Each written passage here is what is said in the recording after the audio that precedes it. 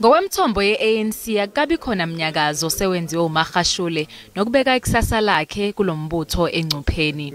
Kusenjalo sekukhona namahlebezo ukuthi engase iqalele elakhe iqembu lezombusazwe. Regardless of what Ace Magashule does, his behavior within the party does no longer bear the kind of consequences that it did when he was Secretary General, or in fact shortly after his removal, when there were prospects that he and his faction could reverse the battles they had lost in the NEC. Yize kunjalo uMagashule yena ulokhu egcizelelile ukuthi akasoze wawushiya ukhongolose. I'm not going anywhere. I listen to Malema.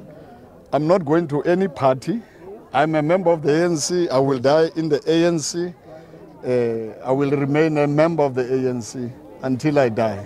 Konke sekusezandleni zekomiti lokuqondisa kwezigwegwe le-ANC njengoba kuyilona okumele lithathe isinqumo khona maduze.